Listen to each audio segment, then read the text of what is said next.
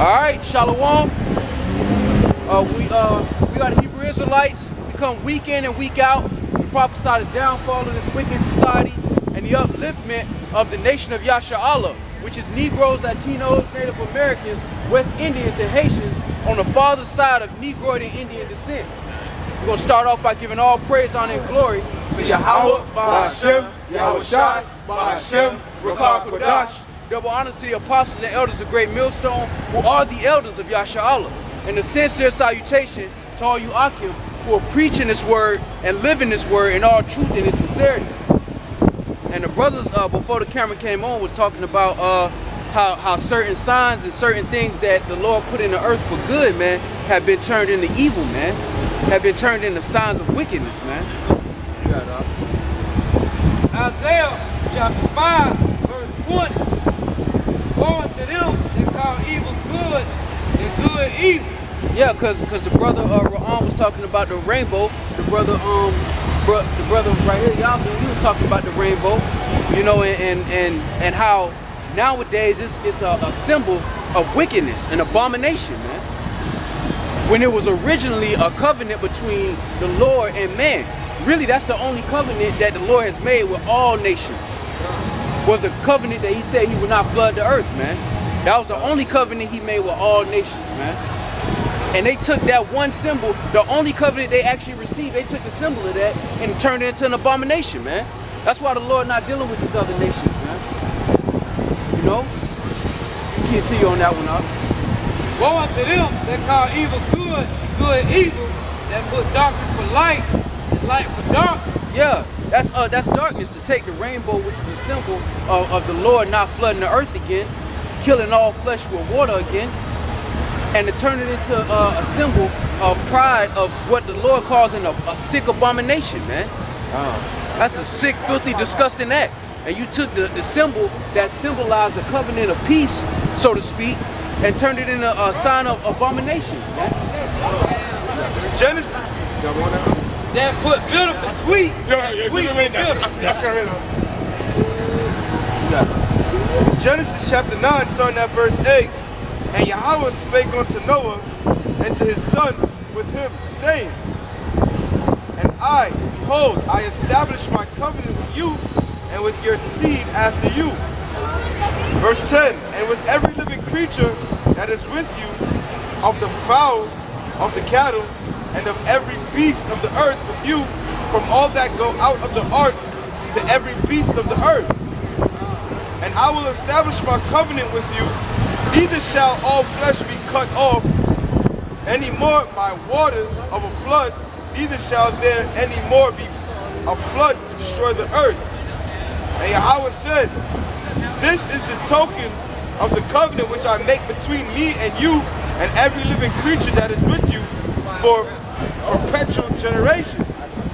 Verse 13, I do set my bow in the cloud, and it shall be for a token, for a covenant between me and the earth. And that shows you why the heathens don't know YAHAWASHI. The only symbol of any kind of covenant the Lord ever gave any of you other nations, you took it and turned it into something wicked, man. That's why the Lord is going to put the spirit on Yasharahla by making them perfect, and then through our perfection, we'll be able to teach these nations how to know YAHAWASHI, man. Isaiah chapter 10, verse 1. Woe to them that decree unrighteous decrees, and that write grievousness which they prescribe. Yeah, because that's a grievous description, man. To prescribe and to allow inside of a decree that people are allowed to have sex with same sex, man. That's unnatural, man. And it's sick. And now you got these people that put darkness for light, man. Because when you speak on it, they call you dark. When that's completely against nature, man. And then they try to compare it to the Israelite oppression and try to squeeze themselves into that like we decided to be slaves, man. That's blasphemy, man. That's a sick abomination, man. And the Lord is going to render a recompense. While all these so-called stupid-ass Americans out here having a good old time, death is on the way, man. And it's because of these unrighteous decrees. And it's because you're an accessory to it. because it's being proclaimed and you have nothing to say about it. Because they allow you to do your wickedness, man. Isaiah 24, verse 5. The earth also is defiled under the inhabitants thereof, because they have transgressed the laws, changed the ordinance, broken the everlasting covenant. Yeah, and that's what's happened, man. You got something to say? What? You got a question? You got something to say. Okay, get up the street, man. But like the Lord said, man, this place is defiled because of the disrespect of the laws, man. That they've crossed out the laws of YAHAWASHI and replaced them with wickedness, man. And because we are here proclaiming that this is a defiled kingdom, man, we are made enemies of this world, man. The Lord said we are in the world, but we are not of the world, even as He is not of the world, man. We're proclaiming and we're looking for the new heavens and new earth, man. Because this place is defiled, man. And it's because of these unrighteous decrees, man. Having people locked up for 30 and 40 years, that's not scriptural. They say that the laws of the land were based on the scriptures. Where's that in the scriptures? Well, you hit a gavel and give a man 30 or 40 years, man, in a cell like an animal, man. This is Leviticus chapter 25 and verse 2. Speak unto the children of Yashar'Allah and say unto them, when ye come into the land which I give you, then shall the land keep a Sabbath unto the Lord. 6 years thou shalt sow thy field, and 6 years thou shalt prune thy vineyard and gather in the fruit thereof.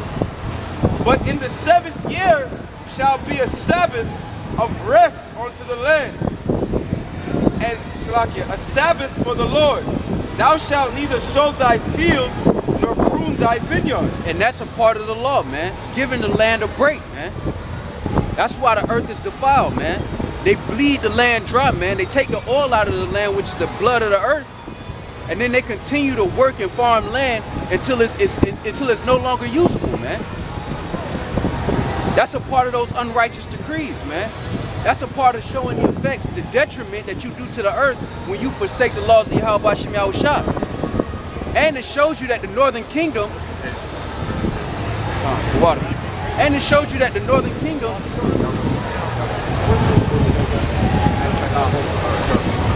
but that shows you that the northern kingdom is a part of the tribes too, man, because they were keeping that law. That's why they called the northern kingdom the Native Americans and the Hispanics. They were nomadic tribes, man, when they were over here, man. They were farming land and then they would move to another part of the land.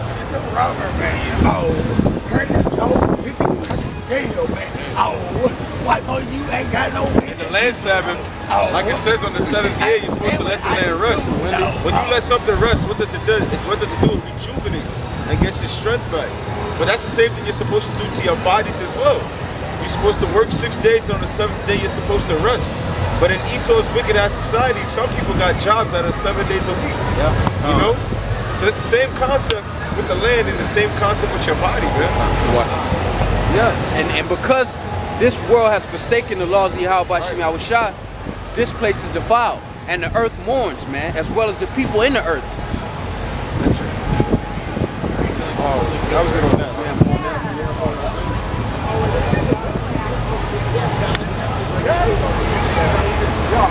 This is John chapter 10, verse 10. Thief come not but to steal and to kill and to destroy. And that thief is talking about a nation of people, man. Contrary to popular belief, man. The border of wickedness is a nation of people. It's not one person. It's not the bad people of all nations. It's talking about a particular nation of people who have been described as the wicked, man. In Malachi, it tells you that they are the border of wickedness, man. And Habakkuk, it tells you that though he's lifted up, his soul is not upright in him, man. That describes a nation full of pride and wickedness at the same damn time. And because they're in rulership, this world is destroyed, man. And because the Lord has given and delivered power into the hands of the devil, which is the so-called white man, the Edomites in the scriptures, because power has been given into his hands, the world is attached to power. And they will not speak against it because of the power that this so-called white man possesses, man. They allow all of this wickedness to go on, and then they just try to find distractions to distract them from the reality of what's going on in this world, man. This is Proverbs chapter 16 and verse 4. The Lord hath made all things for himself. Yeah, even the wicked for the day of evil. You got anyone on? Yeah, I'll read it again. This is Proverbs chapter 16 and verse 4. The Lord hath made all things for himself, yeah, even the wicked for the day of evil. So the Most High created the wicked for the day of evil. And that word evil means bad times. Now the bad times that we're coming into, and some say we're already in it, is the time of Jacob's trouble, man. So it's prophesied that he was going to be, you know, ruling the earth in these last days for this very scripture right here. That he was created the wicked for the day of wicked, for evil times, man. Yeah. And once the wicked day is done with, that's why Esau's going to be destroyed, man. You know, it said, it does. It said, yeah, that's correct. Jacob is Esau's the end of the world, and Jacob is the beginning of it that follows, man. Esau serves a purpose in the planet, man. Esau, the so-called white man, shows you an example of how not to rule, man. How not to conduct yourself, physically and mentally, man. Because Esau's mental state is that he's a god in himself, man. In Ezekiel, it talks about, he says in his heart that he is God, man. That's the mentality of Esau. And his wine is spread throughout the four corners of the earth, which is why you got Moab, the so-called Chinese, over there in China wearing suits. Who are they trying to be like? Who did they get that custom from? The earth was given into the hands of the wicked, and the wicked is the so-called white man. But he's about to be removed from power, man. Right. This is Ezekiel chapter 4 and verse 13. And the Lord said, even thus shall the children of Yashar'Allah eat their defiled bread amongst the Gentiles, whither I will drive them. And people don't even realize that the Lord put the nation of Yashar'Allah in all of these lands as a curse, man. And that his gatherings does not involve other nations, man. He considered his nation that knew him not as Gentiles, man. By definition, man. Our people did not know the laws of YAHAWASHI, which is why Yashar'Allah was considered Gentiles in the New Testament, which is a stumbling block into the world, as it should be. Because everybody not meant to get this, man. This ain't something that the whole world is supposed to understand, man. Just like in the days when Yahawashi was walking the earth, few men understood what was going on at that point, man. Likewise, in the last days, upon YAHAWASHI's arrival, only few men are really going to understand that, man. What's happening in the earth, man? The true doctrine of YAHAWASHI. He didn't change his mind. You know, he created a better covenant so Yashar'Allah would not continue in the cycle of captivity, man. But that's why it says in Ezekiel 39 that the heathens are going to know that we went into captivity because of our iniquity, not because the so-called white man was special. He wasn't special. He's just like all the other nations. They all had a chance to reign. They all had a chance to reign, and they were all doing so-called spectacular things in their empire until it was over. That's heavy because Ezekiel chapter 39, verse 23. And the heathen shall know that the house of Israel went into captivity for their iniquity. Yeah, because that's the popular belief that Jake went into captivity because we're inferior. And that's what these so-called white people think, that Negroes are stupid and that they went into captivity because they simple. No, we went into captivity because we are being punished, man. And in that day, all the heathens, so-called white man and his comrades, Chinese, Japanese, Hamites, Africans, all of them gonna know in that day that our nation got put under because of our iniquities, because we forsook our father. Not because these other nations were special, because they're not, man. This is just the same, this is the same empire with a different nation on top, man. It's the same kingdom every time, man. They all adopt the same gods. They all have the same vain nature. And their kingdom rises for a second and then it falls, man. It don't. That's why Esau's kingdom in Nebuchadnezzar's dream was the foot, man. Your foot is your foundation that holds up the rest of your body. You see what I'm saying? So Esau's kingdom upholds the philosophies and the doctrines and the gods of all the other kingdoms, from the knees, the legs, from the foot on up to the head. You know? Yeah. All they did was recycle every captivity. Every captivity, they had the same deities, maybe with a different name.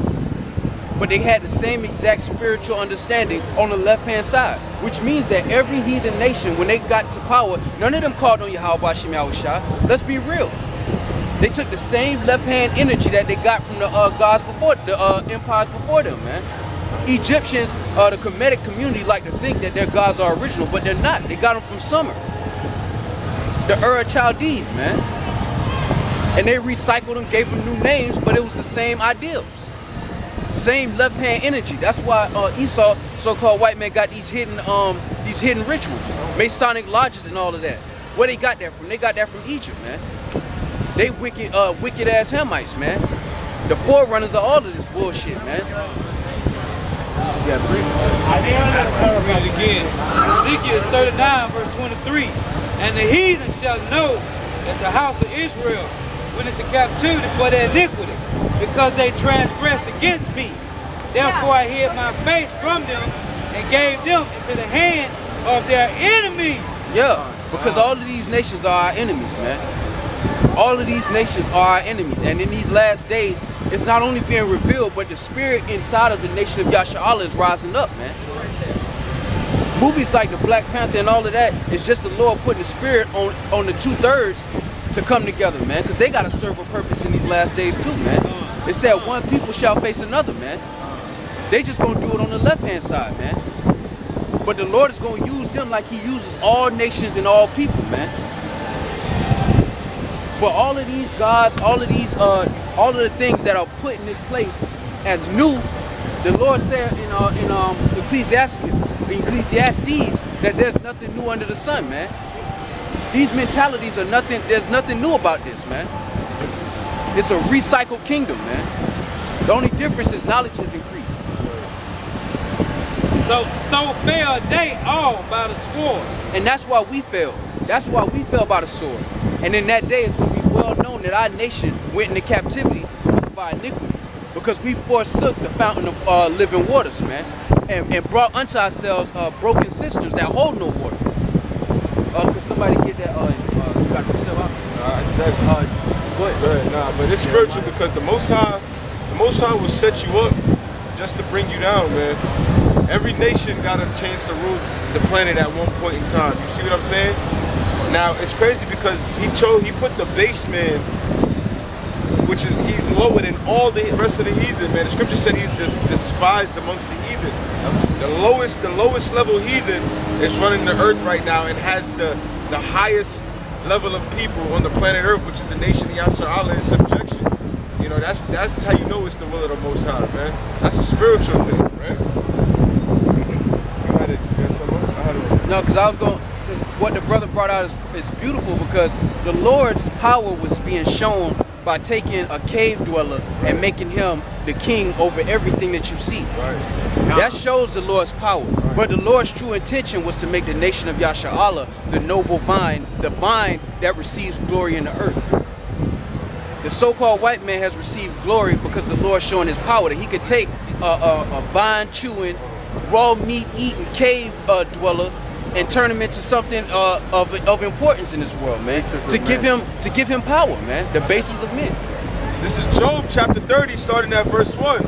But now they that are younger than I have. Daniel.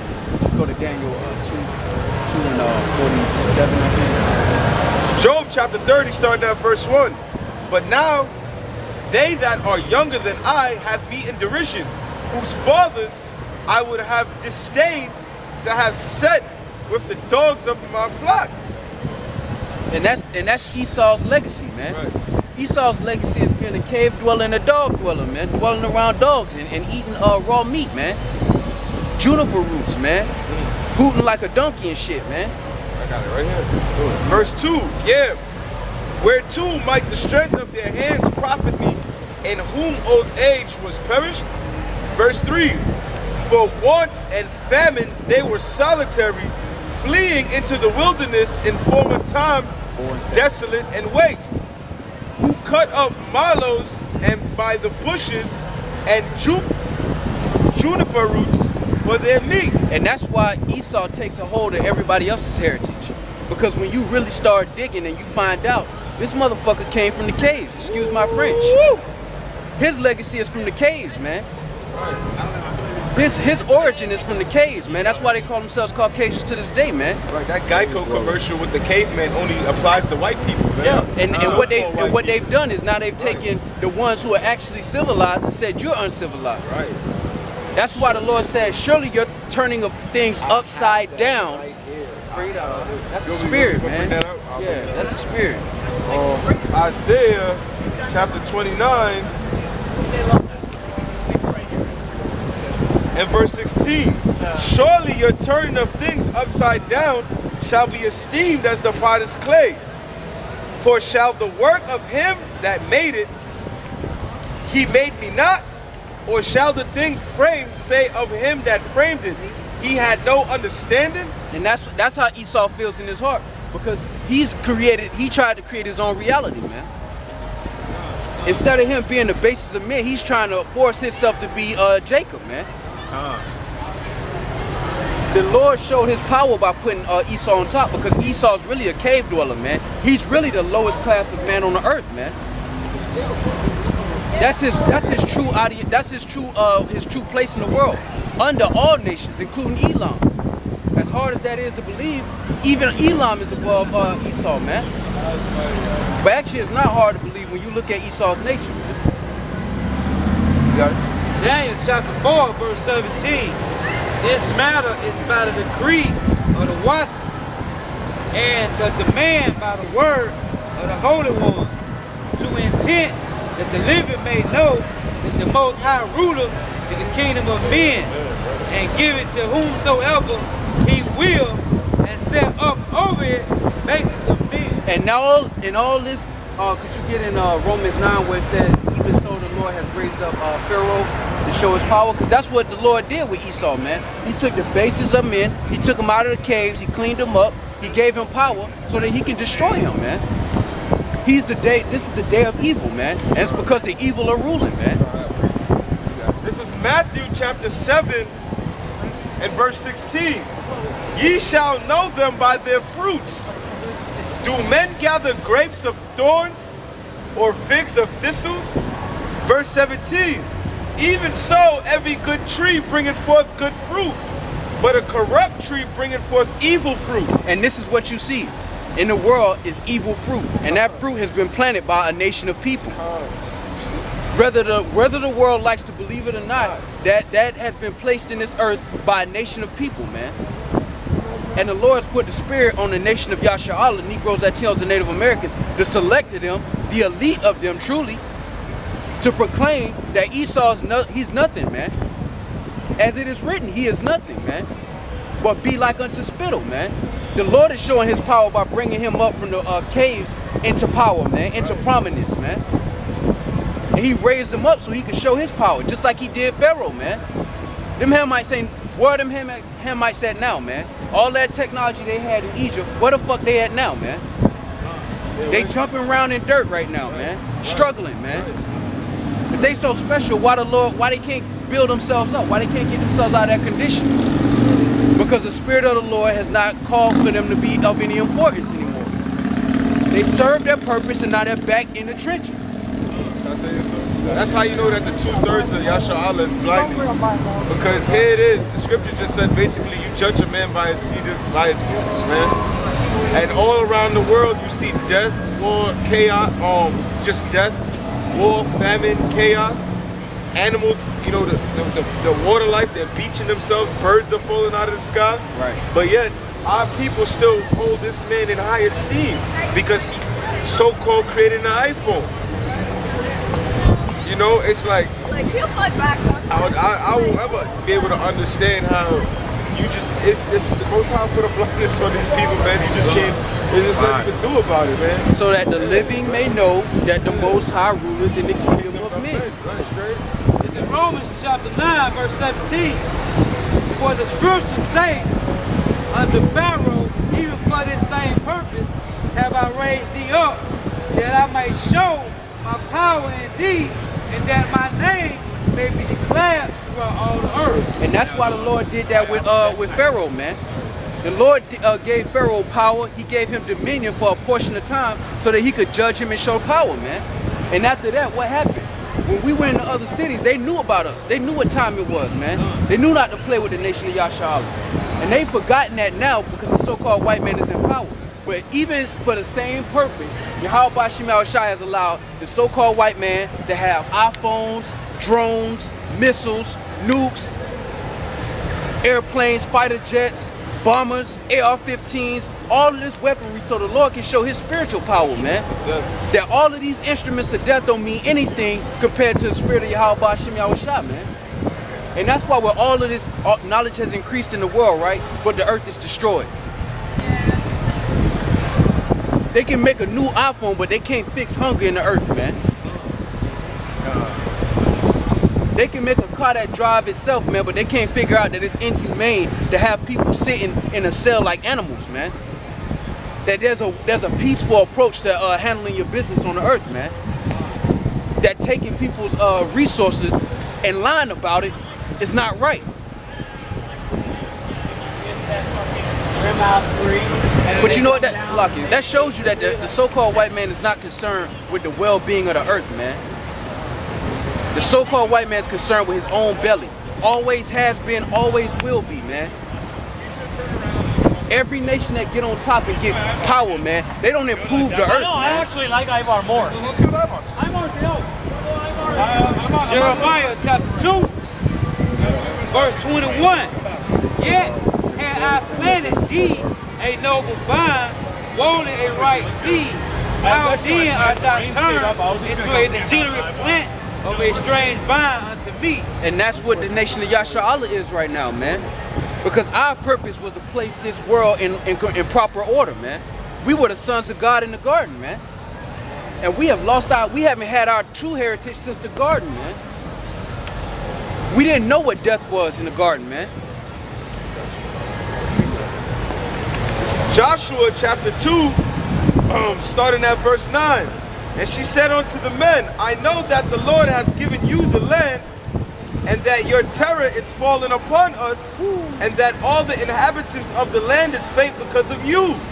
Verse 10, for we have heard how the Lord dried up the water of the Red Sea for you, when ye come out of Egypt, and what ye did unto the kings of the Amorites, that were on the other side of Jordan, Sihon and Og, where ye utterly destroyed. Verse 11, and as soon as we had heard these things, our hearts did melt. Neither did there remain any more courage in any man because of you, for the Lord your power, he is Yahawah in heaven above and in the earth beneath. And the world is going to remember that again, man. Because you got to think in those days, all the nations had their own gods, man. They all had a god. They built a temple around it. They took their time to make the visage of their power. They go into these temples, make sacrifices, and expect blessings. Now here it is, you doing all of this, and then you hear about a nation where they God actually split a whole sea, man, and left the most prominent nation in the world in ruins, man. And that's what's about to happen again, man. The Lord said, even for the same purpose have I raised thee up, man. Egypt was the top dog in the earth in that day, man. Everybody was little dogs compared to Egypt, man. Egypt was the big dog, man. We think of it as a small thing in this world because technology has increased, man. But in that day, Egypt was the shit, man. And the Lord decimated it, man. That's why in Romans 9 it says that even for this purpose, because everything that the so-called white man has right now, all of his technology and all of that stuff is not going to be compared to what YAHAWASHI does in judgment, man. It's not going to be compared to the judgment that YAHAWASHI renders when he judges this place, man. Okay. And then all the nations are going to know, just like the brother brought out in that precept. When they found out what the Lord did for the nation of Yahawah, their hearts melted, man. Their hearts going to melt again, man. And they're gonna know that we went into captivity because we forsook YAHAWASHI, man. I got that. This is on Wisdom of Solomon, chapter 5, starting at verse 3. It says, right, verse 3, and they repenting, that they refer to the heathens, And they repenting and groaning for anguish of spirit shall say within themselves, this was he whom we had sometimes in derision and a proverb of reproach. Verse 4, we fools accounted his life madness and his end without honor. Verse 5, how is he numbered among the children of Yahawah, and his lot is among the saints? But that's how far removed we are from our heritage. That they'll see a Negro, Latino, or Native American, especially one on the highways and hedges, telling them that their kingdom is going to fall and laugh at it. But in that day, it's not going to be funny in that day, man. In that day, it's going to be shown that these are the children of the Lord, and that we are fools for not even believing it and not seeing it. Because the Lord gave all the nations our book, man. The Lord gave all the nations our scriptures. All the nations can open up the book and see our prophecies. The Lord's prophecies that he gave to us, I should say. But they can't discern what's going on right now, man. Back in Wisdom of Solomon chapter 5, I'm going to jump down to verse 8. What hath pride profited us? Woo. Or what good hath riches with our vaunting brought us? Verse 9, all those things are passed away like a shadow, and as a post that hasted by. Because the scriptures tell you that riches profit not in the day of wrath, man. It ain't in that day. It's not gonna matter how much money you got, how swole you is, what kind of security you got, black ops, special ops. It's none of that's gonna matter in that day, man. All of that's being raised up so YAHAWASHI can really show you what terror look like, man. Esau got all of these mercenaries and all of this wickedness that he doing in the shadows, and he think he really doing something, man. The Lord about to show him what real terror looks like, man. And it ain't gonna be no drone, man. It's gonna be a chariot, man, making maneuvers that Esau can't even fathom, man. This Revelation chapter 11, verse 18.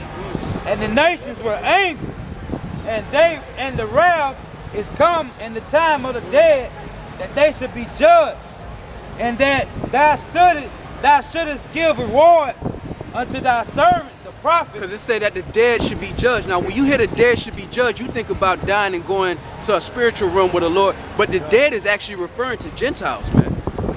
The dead is that's why it tells you that the dead live not until those 1,000 years were over. That's not talking about 2/3 of our nation coming back in 1,000 years, because we gonna catch bodies ASAP.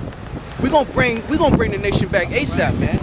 We've been waiting all this time to get that box like we wanted it. You know, speaking frank as men, we've been waiting to get women like the Lord promised us, man. You think we gonna wait 1,000 years to have children? That's not what the scripture's talking about. When it's talking about the dead be judged, that's talking about these heathens, man. And when it says that the dead live not again until 1,000 years, meaning they're gonna be in hardcore bondage, man. Right. And then after that 1,000 years, then they're gonna go to their land, and we gonna regulate, man. Okay, it says, and the nations were angry, and thy wrath is come in the time of the dead, that they should be judged, and that thou shouldest give reward unto thy servants the prophets, and to the saints, and them that fear thy name, small and great, and should have destroyed them which destroy the earth. And that's what Esau has done, man. He's destroyed the earth. You got some Okay, this is going into what you were saying about that the dead shall live again. This is Isaiah chapter 14, verse 8. Yea, the fir trees rejoice at thee, and the cedars of Lebanon, saying, since thou art laid down, no fellow is come up against us. Hell from beneath is moved for thee to meet thee at thy coming. Hell from beneath is moved against thee to meet thee at thy coming.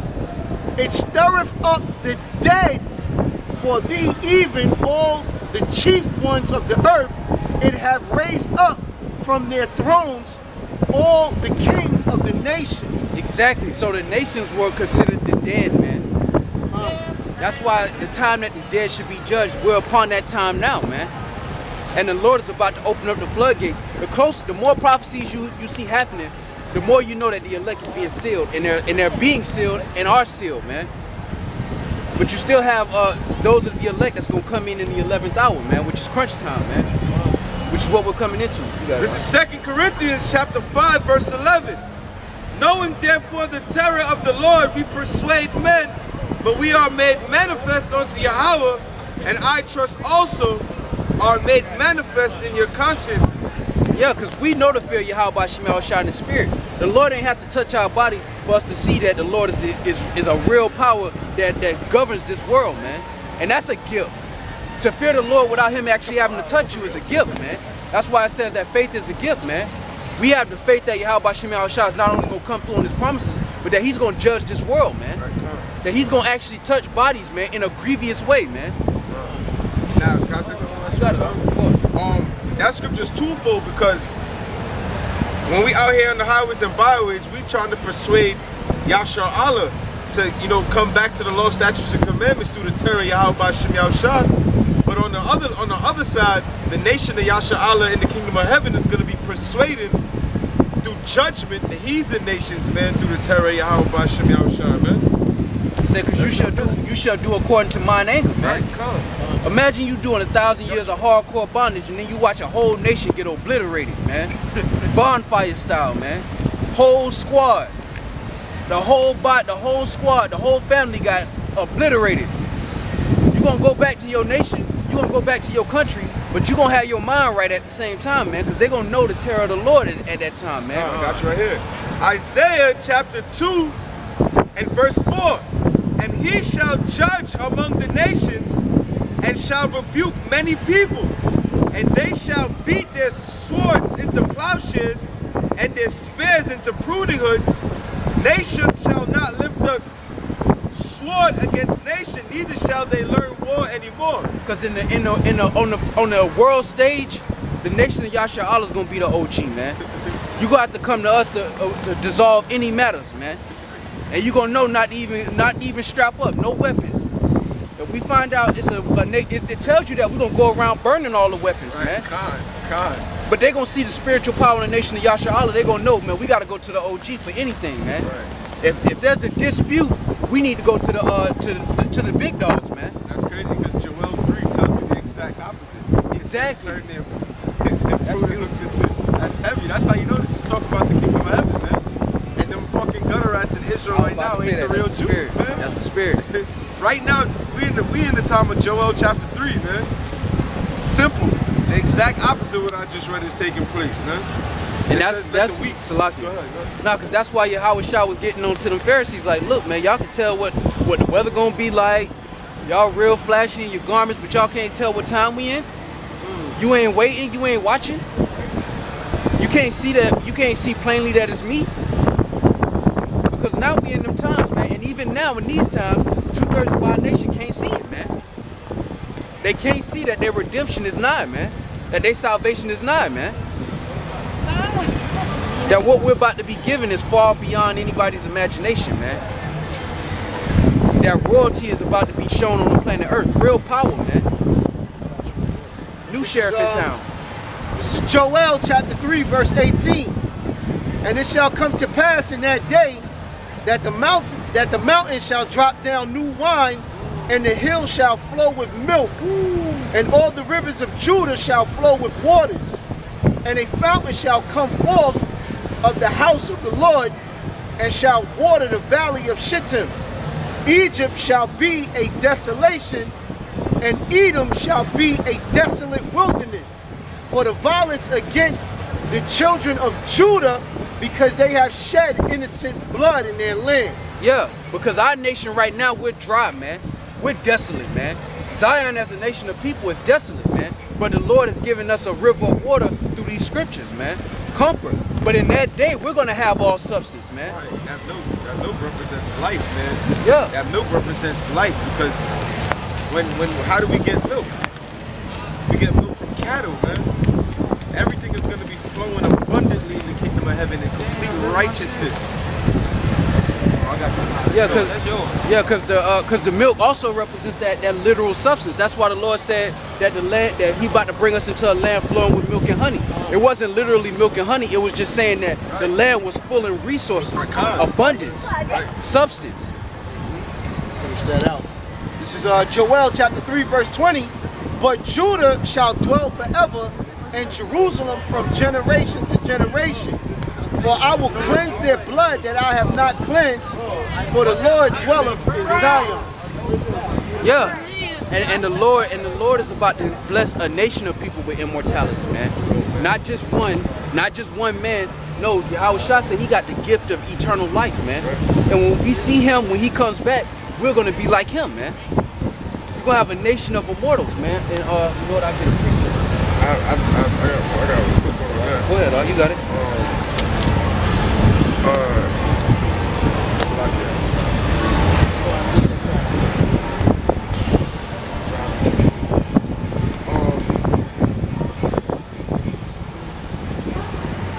This is John chapter 4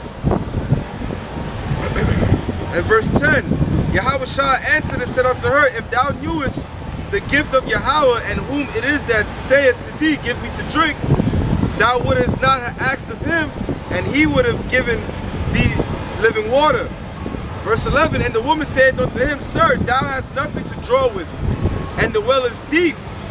From whence then hast thou have the living water? Thou art greater than our father Jacob, which gave us the well and drank thereof himself. And she was flawed anyway, because she knows, at that time she wasn't of the nation of Yasharahla, right, man. She was a heathen, man. But just like every time a nation get in power, they take our heritage. Now you have Amalek doing it, but in that time it was what was their names? The nation that got put in the land of Canaan, in the land of Yasharahla. It was a Hamite nation, and they got put in the land, and they were trying to keep the commandments like they were Yasharahla, man. Which shows you there's nothing new under the sun. Amalek ain't doing nothing new, you know. Thou art greater than our father Jacob, which gave us the well and drank thereof himself, and his children, and his cattle. Yahawashi answered and said unto her, Whosoever drinketh of this water shall thirst again. Verse 14, But whosoever drinketh of the water that I shall give him shall never thirst, but the water that I shall give him shall be in him a well of water springing up into everlasting life. Somebody get John 7. Oh, that's good, man. Bro, I can tell you how much Yahawashi is beautiful. John chapter 7, verse 38. He that believe on me, as the scripture has said, out of his belly shall flow rivers of living water. And in that precept that Ra'am got, it showed you that it leads all the way up to eternal life, man. Because wisdom begetteth the kingdom, man. Before you can really be immortal, your spirit has to be right, man. Because the wages of sin is what? It's death. So you have to be made perfect before you can receive eternal life. This is Isaiah chapter 40, verse 29. He giveth power to the faint. Salakia. He giveth power to the faint, and to them that have no might he increaseth strength. Even the youths shall faint and be weary, and the young men shall utterly fall. But they that wait upon the Lord shall renew their strength. They shall mount up with the wings as eagles. They shall run and not be weary, and they shall walk and not faint. So we're going to be even better than we were in the days of old, man. Because in the days of old, you had men like Joshua, who was 80 years old, and he was still out there ready, man. Moses died in his strength. He didn't even lose his strength when he died, man. His eyes weren't dim. 120 years old? Yeah. We're going to be greater than that in those days, man, because our strength is going to be constantly renewed. This is Sirach chapter 37, verse 25. The days of the life of man may be numbered, but the days of Israel are innumerable. So that tells you what's coming up, man. What's coming up is a innumerable amount of days, man. Uncountable, man. Spiritual power. Spiritual power. That's how you know we're going to have the kingdom forever and ever and ever, man. Like it says in the scriptures. This is Isaiah chapter 45 and verse 17. It says, But Yasharahla shall be saved in the Lord with an everlasting salvation. Ye shall not be ashamed nor confounded, world without end. So we're going to receive a world without end, man. And in that perfection, in the law, in the spirit, is a key component to us having everlasting life, man. We're gonna even be better than Adam was in the garden because we're not gonna be tempted, man. Adam had infinite years in the beginning before he sinned, but he was able to be tempted, man. When we receive the second covenant, we're not even gonna be able to be tempted, man. Your vessel literally won't allow you to go off, man.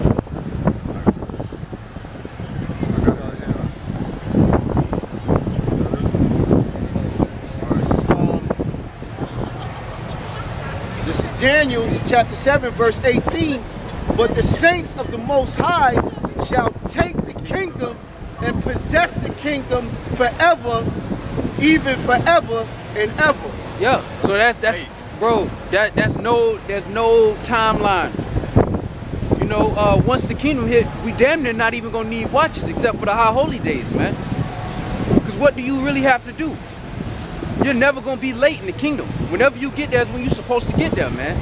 In this life, we gotta run around. We always 5 minutes late, 2 minutes late, 7 minutes late, 10 minutes late. In the kingdom, we ain't never gonna have to worry about being late. Whenever we get there. Time gonna be on our side. Man. Exactly. Man, this kingdom, Jake is late for his own shit. Yeah.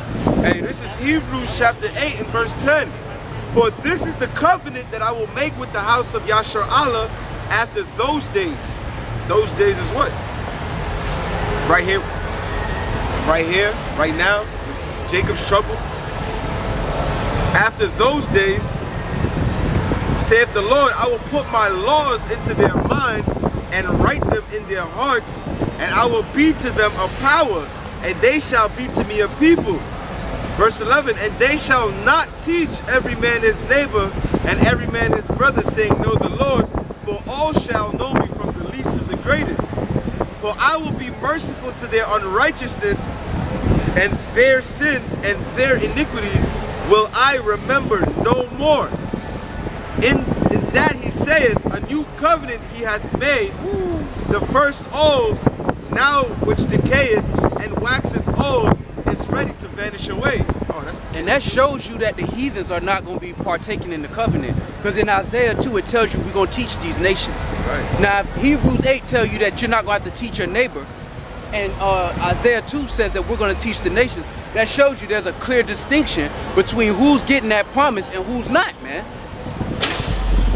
The nation of Yashar'Allah is the only inheritor of the covenant. Because now you got people saying that the other nations are going to be able to partake in the same blessings as Yashar'Allah. Hey, check this out. I got you right here. This is Revelation chapter 22 and verse 14. Blessed are they that do his commandments, that they have right to the tree of life